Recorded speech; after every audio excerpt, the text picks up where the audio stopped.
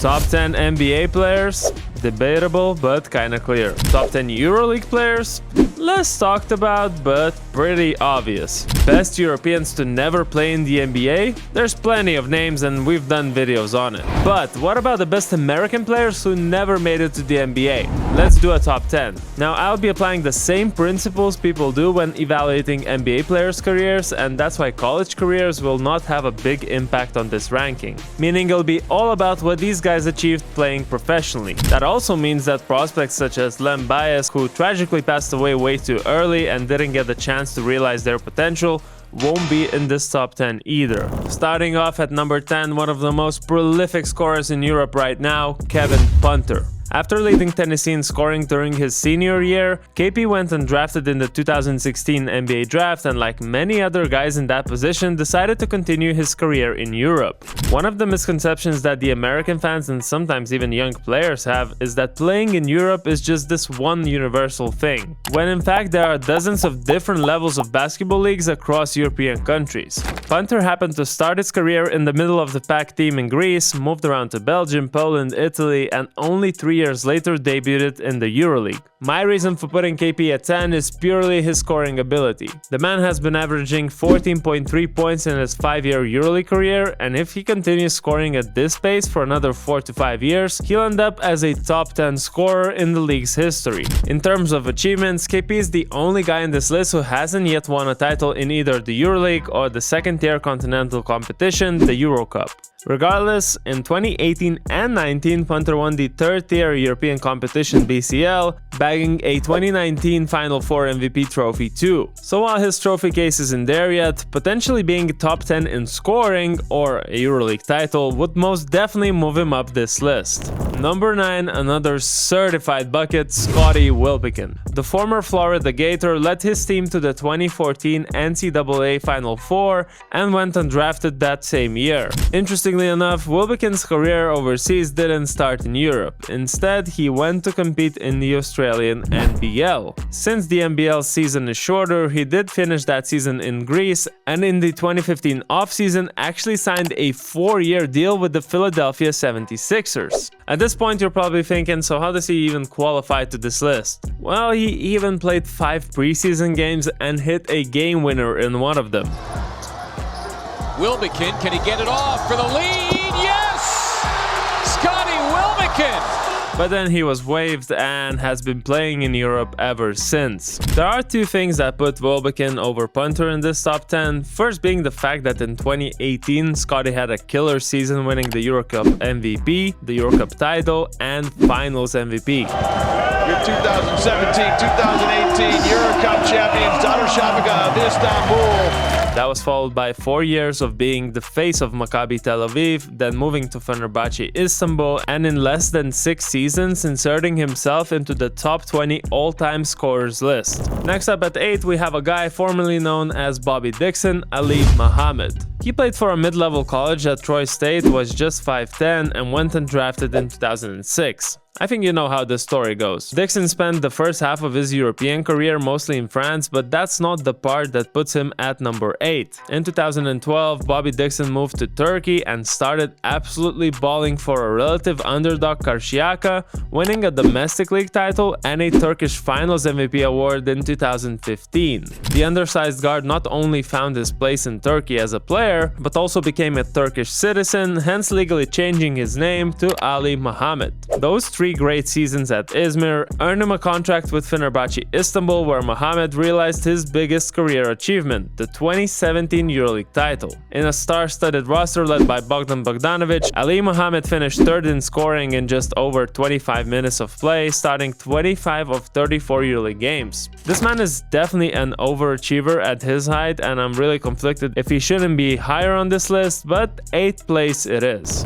At number 7 spot is perhaps the greatest shooter in the modern EuroLeague history, JC Carroll. It wasn't difficult to predict JC will have a great career in Europe, as the shooting guard has the 2nd highest 3-point field goal percentage in NCAA Division I history.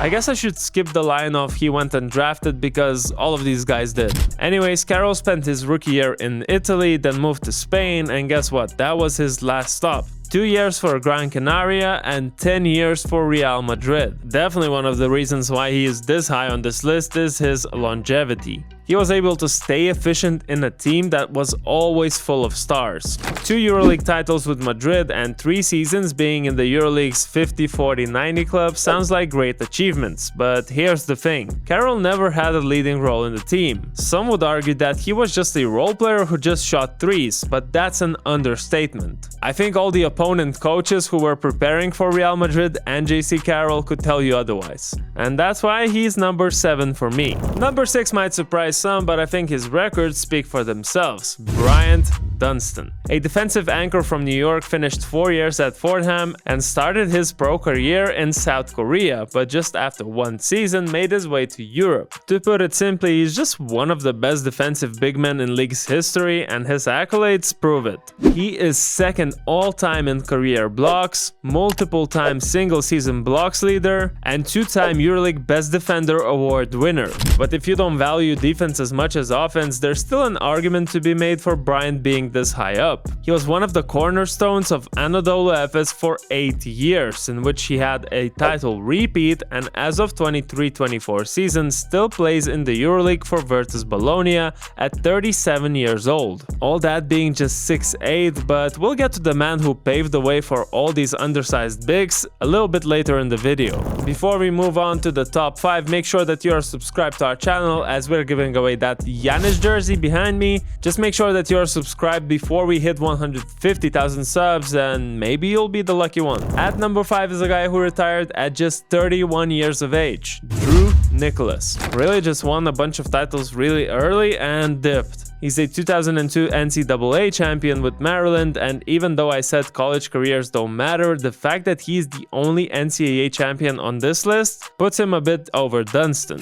While Nicholas started his EuroLeague career as a season points leader for Benetton, his biggest achievements came with Panathinaikos Athens, where in 3 years he won the 2 EuroLeague titles. The only caveat is he was definitely not the first, second, or third option on those legendary teams, but nonetheless averaged around 10 points for Pau from 2008 to 2011. I'll be honest, I was a bit young when Nicholas was playing, so from the research I did, he seems to be in the right spot here. Also, I guess he eventually did make it to the NBA, not as a player of course, but as a scout. Now he's even the director of scouting for the Denver Nuggets, and looking at their results, he's doing a hell of a job. Fourth on my list is another undersized guard, Tyrese Rice. The Boston College graduate once scored 46 points in the NCAA, and his scoring ability transferred well to Europe. In his second year as a pro playing in the German domestic league, he was averaging over 17 points a game and made all European teams take notice. By year 5, he was signed to a EuroLeague club, Maccabi, and that 1 year there is my sole reason for putting him this high up. Don't let me wrong, I most definitely value longevity, and that's why only 3 seasons for Rice in the EuroLeague might make you feel like he's way too high. But let's talk about that 2013-14 season.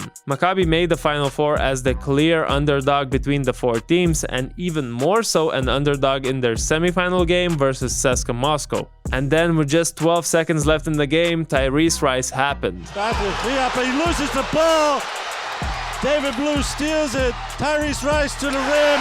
Puts it down. Maccabi's ahead. In the finals, Rice turned it up even further, and with 26 points led Maccabi to the most unlikely EuroLeague championship ever. Yes, I know it's just 2 games, but that title, the Final Four MVP, and then the following year EuroCup title and MVP makes him number 4 for me. Opening the top 3 is a guy who was nicknamed by some the LeBron of EuroLeague, Will Klyber. Surprisingly, the American wing transferred to a different college twice, making his college career the longest on this list. Although he started his EuroLeague career at the same time and on the same team as Scotty Williamson, his career so far already saw greater achievements. After averaging 21 points in the Israeli league, he quickly became a wanted piece for EuroLeague giants. First proving his worth as a great defender and scorer in Turkey, then making a move to CSKA Moscow and having 5 successful years there.